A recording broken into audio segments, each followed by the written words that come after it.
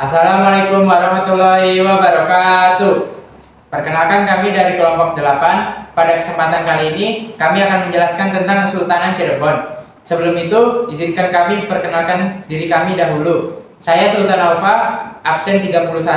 Saya Kansaria Safira, absen 17. Saya Rifki Nuryanto, absen 29. Berikut videonya, selamat menyaksikan.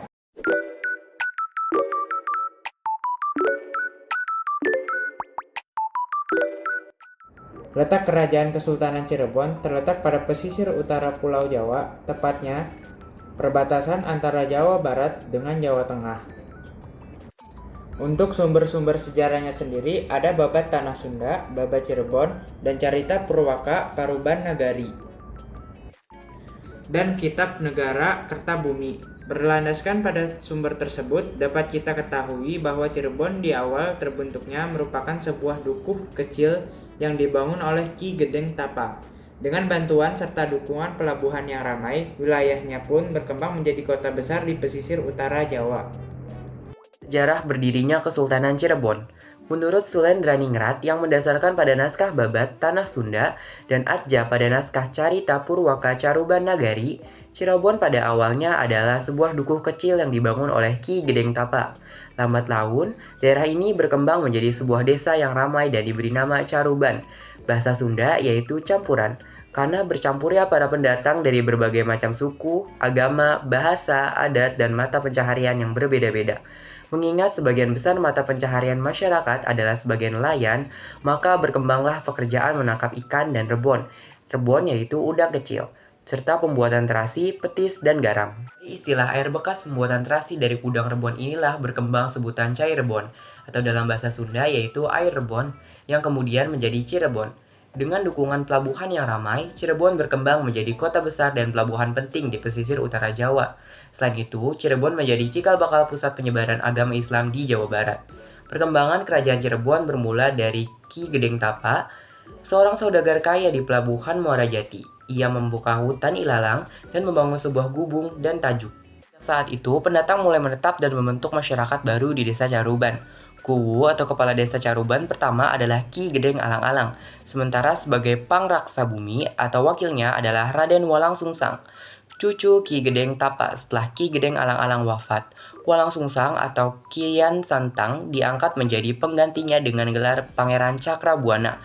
Meski Pangeran Cakrabuana adalah putra dari Raja Pajajaran, ia tidak mendapatkan hak sebagai putra mahkota karena memeluk Islam seperti ibunya. Ketika Ki Gedeng Tapa wafat, Walang Sungsang justru mendirikan istana Pakungwati dan membentuk pemerintahan di Cirebon.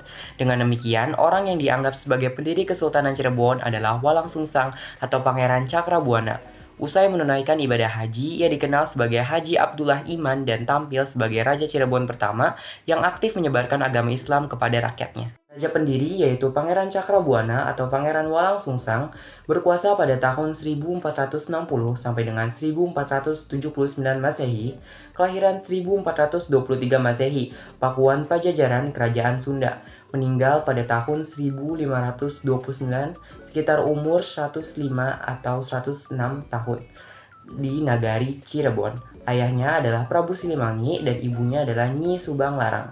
Raja terkenal yaitu Sunan Gunung Jati, nama lengkap Syarif Hidayatullah, kelahiran 1448 Masehi, Kairo, Mesir. Meninggal 19 September 1568 Masehi, Keraton Kesepuhan Cirebon. Pasangan Nyai Pakungwati, anak Maulana Hasanuddin dan Ratu Wulung Ayu, tempat pemakaman di Cirebon. Ayahnya adalah Syarif Abdullah Umdatuddin dan ibunya adalah Rara Santang. Terakhir yaitu Pangeran Putra atau yang dikenal dengan Panembahan Girilaya. Gelar resminya adalah Panembahan Ratu Cirebon, istrinya adalah Rara Kerta, dan Ratu Mas Kirani. Anaknya adalah Pangeran Mertawijaya, Pangeran Wangsakerta, Pangeran Kartawijaya. Tempat pemakamannya adalah Girilaya atau Giri Malaya Mataram. Peristiwa penting pada masa Kesultanan Cirebon, syiar Islam ke Banten dan pendirian Kesultanan Banten. Pada masa awal kedatangannya ke Cirebon, Syekh Syarif Hidayatullah atau Sunan Gunung Jati bersama dengan Pangeran Walang Sungsang sempat melakukan syiar Islam di wilayah Banten, yang pada masa itu disebut dengan Wahanten. Syarif Hidayatullah dalam syiarnya menjelaskan bahwa arti jihad, perang tidak hanya dimaksudkan perang melawan musuh-musuh saja, namun juga perang melawan hawa nafsu. Penjelasan inilah yang kemudian menarik hati masyarakat Wahanten dan pucuk umum atau penguasa Wahanten pesisir. Kemudian itulah cikal bakal pembentukan Kesultanan Banten. Yang selanjutnya ada Perang Pacirebonan.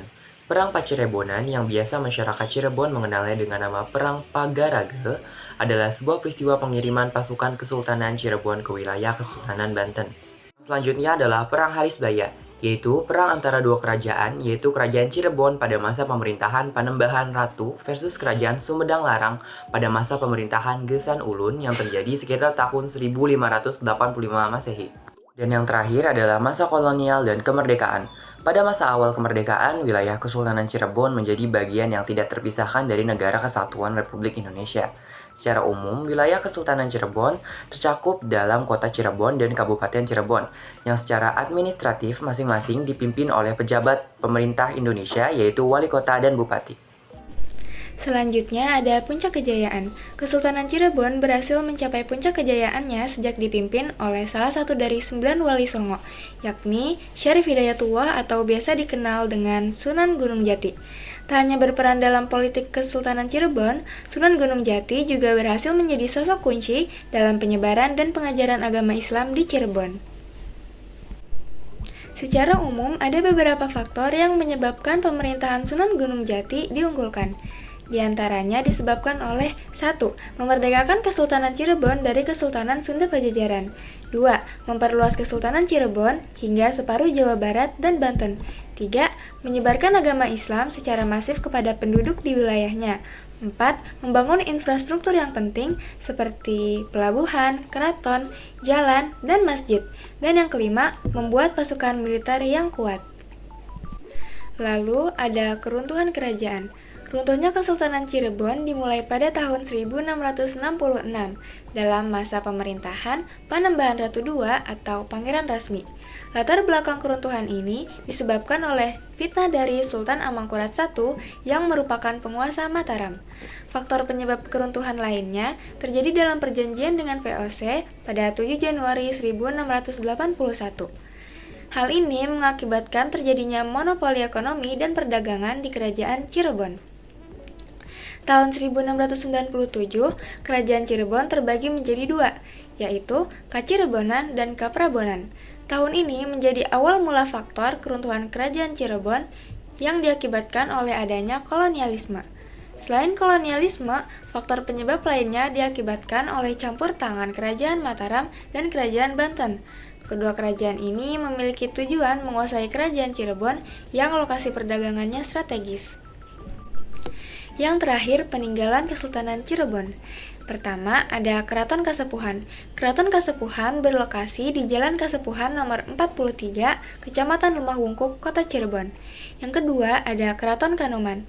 Keraton Kanoman dengan luas sekitar 6 hektar berlokasi di belakang Pasar Kanoman. Yang ketiga, ada Keraton Kacirebonan. Keraton Kacirebonan berada di Pulasaren, Jalan Pulasaren, Kecamatan Pekalipan, Kota Cirebon. Yang keempat, ada Keraton Keprabonan. Yang kelima, ada Kereta Singabarong Kasepuhan, lalu Masjid Sang Cipta Rasa, Makam Sunan Gunung Jati, Patung Macan Putih, alun-alun Sangkala Buana, Kutagara Wadasan dan Kuncung, seni batik Cirebon, dan seni wayang golek. Sekian dari kelompok kami. Terima kasih. Wassalamualaikum warahmatullahi wabarakatuh.